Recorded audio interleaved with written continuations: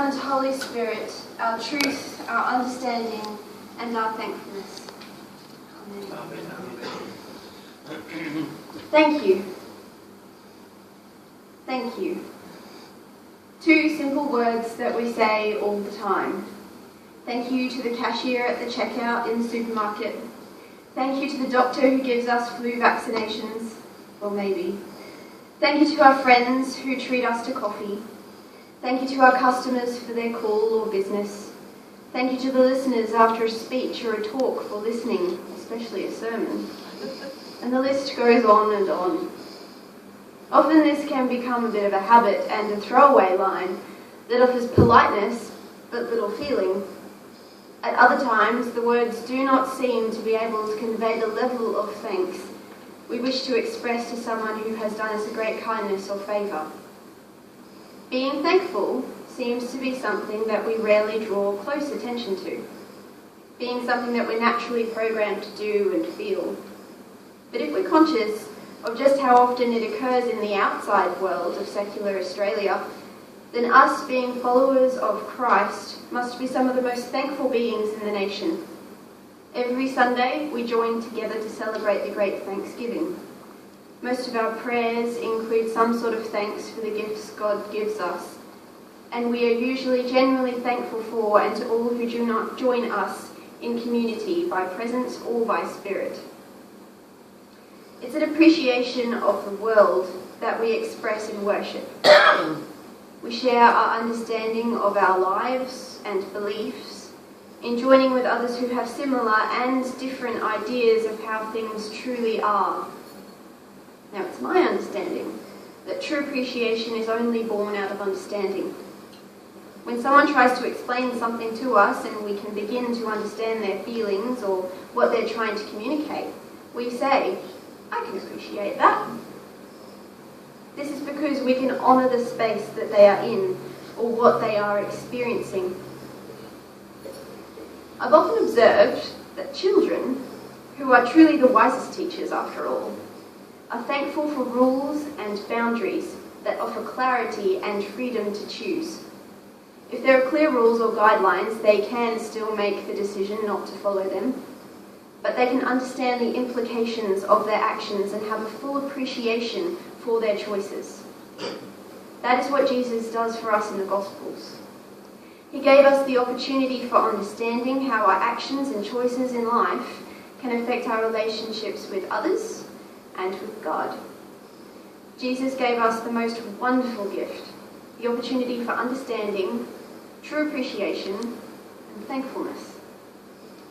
The Ezekiel reading and the Gospel today communicate how people will be grouped into two categories at the end of days, using the preordained guidelines of life we are all aware of on some level: goats and sheep. Now, I would like this side to be the goats and this side to be the sheep. And every time I say the word goats, I would like you over this side to go, nah. Can I hear it? And everyone over here, when I say sheep, to go, bah. Can I hear it? Bah. Very good. Now listen closely, because I will be listening for your gnats and bahs. So we have fair warning. We have an in. We can make informed decisions with regards to our lives. We can choose how we want to meet Jesus in the last days. Are we going to be the sheep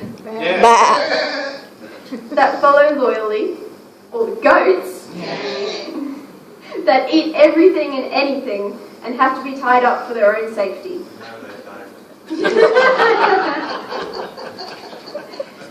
Now I would like to share a story with you. On the screen you can see there is a donkey. Anyone going to do a donkey noise?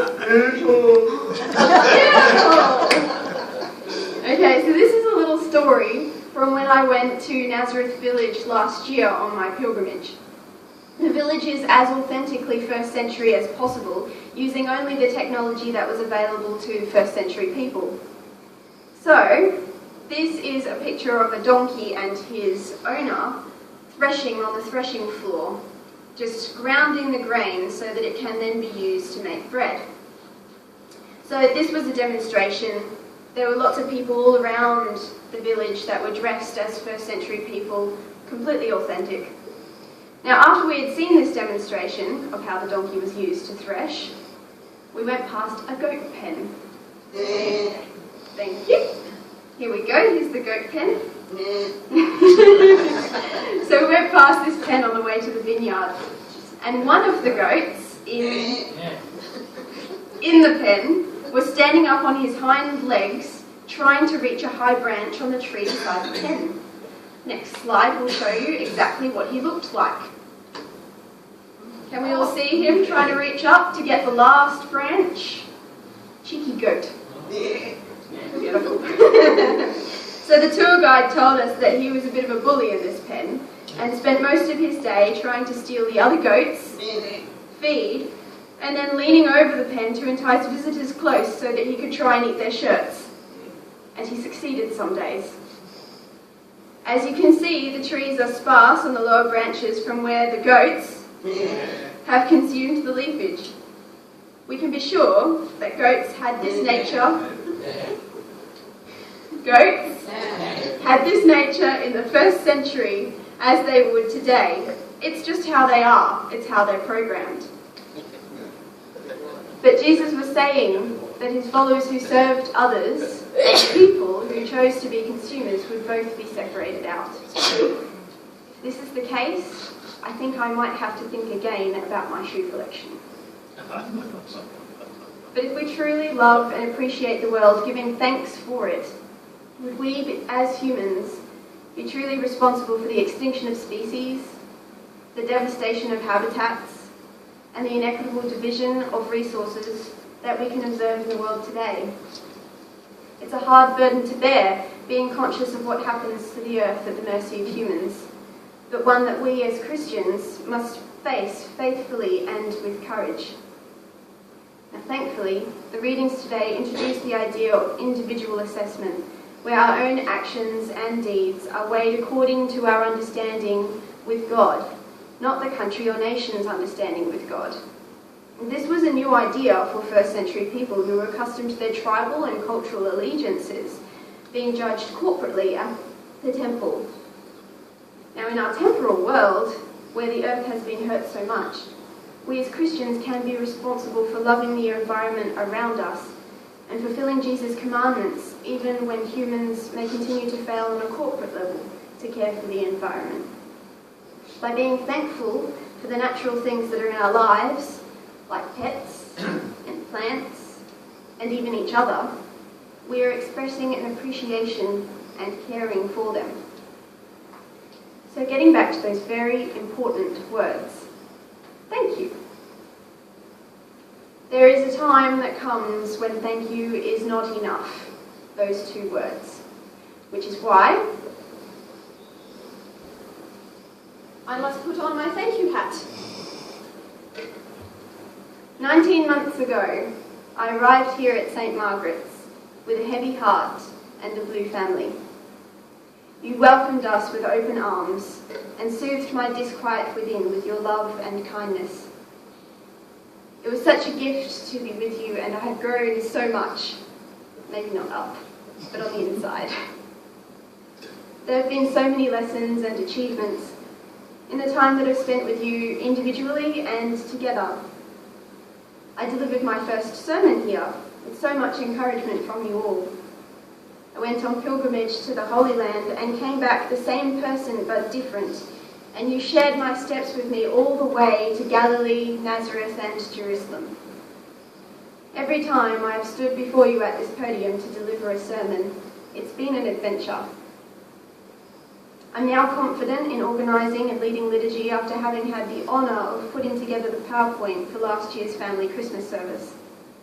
I've identified a love of composing prayers for all occasions and my passion for pastoral care. I performed my music among you and emceed an event with your giggles to encourage my jokes, no matter how funny they were or not. The ministry that I've had with the kids for 14 months has been the most fruitful I can hope to experience during my formation. Not only did I learn so much with them as I wrote our program for that time, But I've now completed the 3-year cycle of Footsteps for Faith, which I'm gifting not only to St. Margaret's, but the whole diocese to implement as they see fit. Completely facilitated by PowerPoint, and I hope that it will be available for all parishes after December. Because of this great opportunity for creating children's ministry, I was gifted a bursary from the Girls Friendly Society earlier this year for $10,000. That's right, $10,000. And I couldn't have qualified without you. During my time here, I have also completed 17 subjects of theology for my degree. I have wrestled with really complex theology while being reassured and comforted by your giving spirit in this community. You threw me a 21st birthday party and celebrated with me. I have made so many friendships and formed many lasting bonds that will not break with me leaving today. Yes, you have not heard the last of me yet.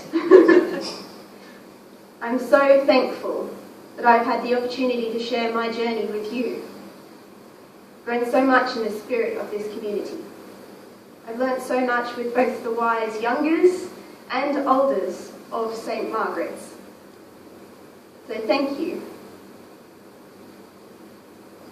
for all you've been to me and will be forever. God bless you all. In the name of the Father, Son, and Holy Spirit, our truth, our understanding, and our thankfulness. Amen.